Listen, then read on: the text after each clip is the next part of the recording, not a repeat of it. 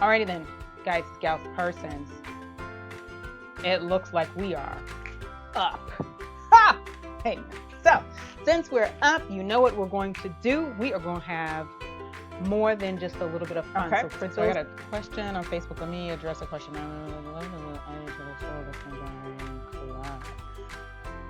Post the link.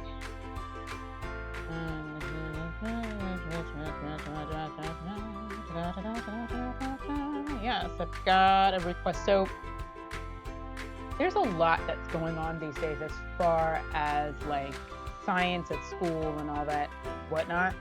So just know that my content, I have public facing content and then we have like private content or whatever that folks have to pay for. Any of the public facing stuff that is on YouTube, on Facebook, please feel free absolutely to share that with your school community. So if you are an adult family member, and I'm trying to make that as broad as possible. If you're an adult family member, because families are made up of different structures, different persons and components, right? But if you're an adult family member of an engaged scientist, or even a scientist that's not engaged, yeah, feel free to share my content with the school. You can also talk to the school about contacting me if they want something a little bit more specific to their students, and that is they're not free. But what I've got on YouTube that's publicly accessible and IGTV and all that kind of stuff, it's totally fine. Like it'd be great actually. I would feel honored if the school decided to use that as part of their science kind of curriculum. That's really frankly why I do this. Okay. So, Meta, I'm about to share with you. I'm going to grab my link. Okay. So just give me a second. I'm going to grab the link to last Saturday's thing. Okay. So, and this is not just for Meta, guys. This is for anybody. Okay. So I'm going to grab last Saturday's link. Just so that you have something to share with them. They should be able to like subscribe and all that from there. Okay, so feel free to share that away because, right, we know that, um, frankly, quality science programming is just not available to everyone, and that is not okay, and that is why I do what I do. Okay. So I am more than willing to be your favorite science teacher and their favorite science teacher. Okay. So that being said, let's go ahead and move on and let's get down, people. Let's do our molecular models. Now, a model,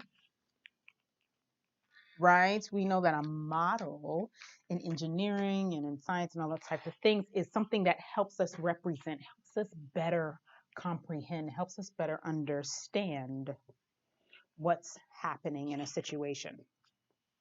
So molecules are really small. And when I say really small, I mean like minute. And when I say minute, I mean you cannot see them with your naked eye. So they're harder for children and really frankly for adults too to understand. And so what we do in science in general is we make a model of something. We make something that represents um, the real thing. And so today we're going to use some gumdrops. Gumdrops. Yes, I said gumdrops. No, you cannot eat them. Okay, well, so I'm not with you in person. And so telling you that you cannot eat it, I mean, it's not like I had to have control over your life like that. Um, but I typically would tell the kids in person, no, you can't eat it. So I'm going to just tell you that now. Whether or not you abide by that, hey, that's your deal. I mean, you can decide whether or not you want your young, awesome, brilliant scientists to like be eating these after. Okay. So yeah, so I'm grabbing some gumdrops. Like I said, molecules are things that chemists think about, the way that a molecule is structured, as in the pieces that it has, plays a role in how that molecule then reacts to other molecules. And like I said, are the foundational pieces of a chemical, or rather, I didn't exactly say it that way, but they're the base pieces of a chemical. Okay. So they're specific, yeah, to each chemical. And the pieces that make up the molecules are called atoms. All right. So let's work with something that most people are familiar with. H2O. Okay. 2 hydrogen, 1 oxygen. That, my friends, my people, my fellow scientists, that is water. Okay, so a water molecule, as a lot of us know, maybe not everybody knows, but that's fine. You're going to know by the end. Okay, a water molecule has 1 oxygen. Let's use red. 1 oxygen,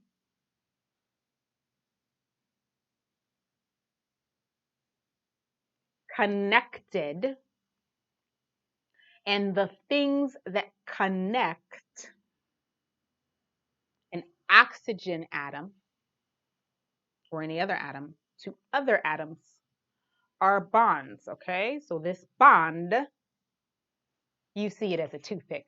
I see it as a bond. Okay? It's connected to 1.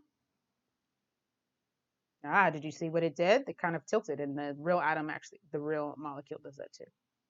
2. This is an oxygen connected to 2 hydrogens. So right now, this is our molecular model. This is our representation of a water molecule. Let's make some more. Let's put that down. And by the way, for those of you who are just joining me and maybe who didn't catch my name because I didn't say it at the beginning because I just launched right in because it's a pop-up and I get so excited about chemistry at this level. My name is Stephanie E. Farmer. The E is important. For those of you who know me personally know why I always say the E. But it is not about being proud. It is about representing and being respectful of my mother who gave me that E. She made a point that I had the E in my name. Yes. So my name is Stephanie E. Farmer. I am the executive director and founder of Triple F Empowerment Inc. Yes, my darlings. Okay. And TFE runs Miss Steph's Science Club. And if you didn't guess, I'm the Miss Steph in Miss Steph Science Club. Okay, the silly lady. Okay, with either the poofy hair or the little twists happening. Okay, so we all know how our afro hair works. It'll be an afro on Saturday for those of you who show up. I'll see you then. Okay, so yeah, so anywho, I love teaching science to folks like you. And this whole little internet situation, this whole pivot that we had to do because of you know what's going on. Okay. This means that I get to come to you. Yeah, without you having to come to me. Okay.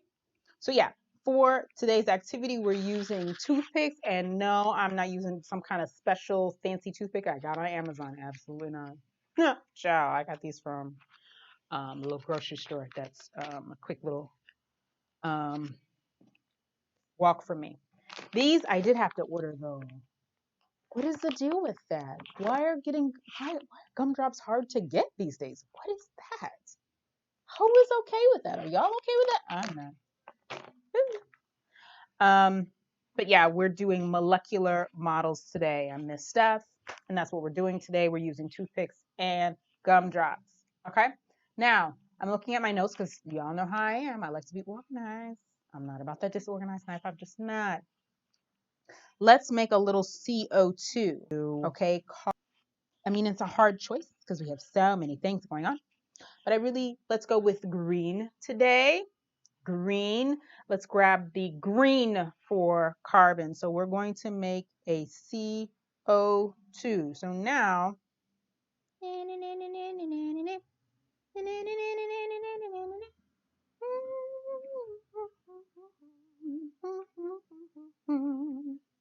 all right. So you see the difference.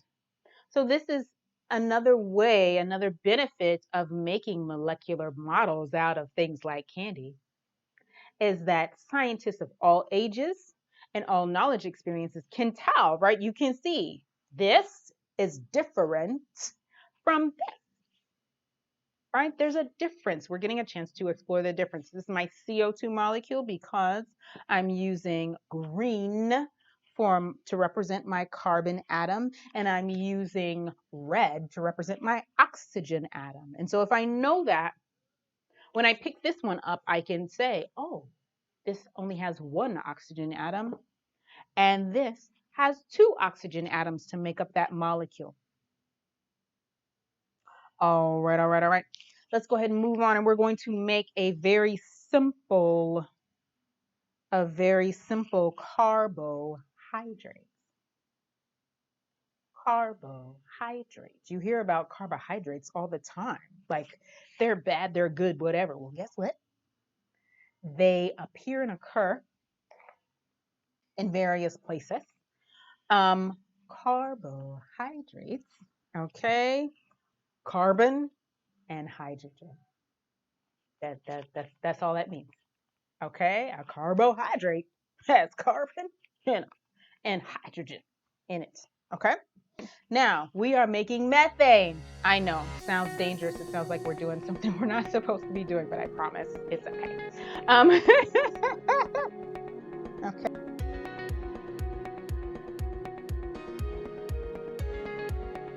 Okay. This is methane. So again, because of our comprehension of models, because of our key, our model key says hydrogen is yellow, oxygen is red, and carbon is green. Okay, so because we know that, I know that this molecule, even if I didn't know the name of it, but if I look at the model, I know that this molecule has 1 carbon atom and then 4 hydrogen atoms. All right. So that was like really fun.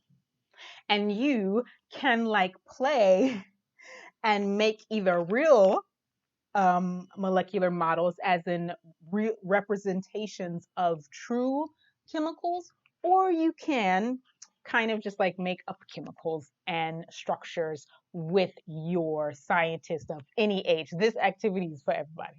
Okay, as far as the developmental levels and then different things that we've talked about in the past, right? Our little ones are getting the experience of touching things and doing a tactile activity. Our kind of middle schoolers, you can start to talk about, molecular level and all that type of stuff. And then our high schoolers, right, you can go into the angles and how the specific way that each atom needs to be placed around the other atoms and like all that kind of stuff. So yeah, this has been fun. Thank you for joining me. Let's review really quickly what we did. I have my H2O, my water molecule. I have my CO2, carbon dioxide as in 2, right? And then I have my methane molecule, and you kind of see how it naturally sits like that. Okay, and believe it or not, the real molecules kind of.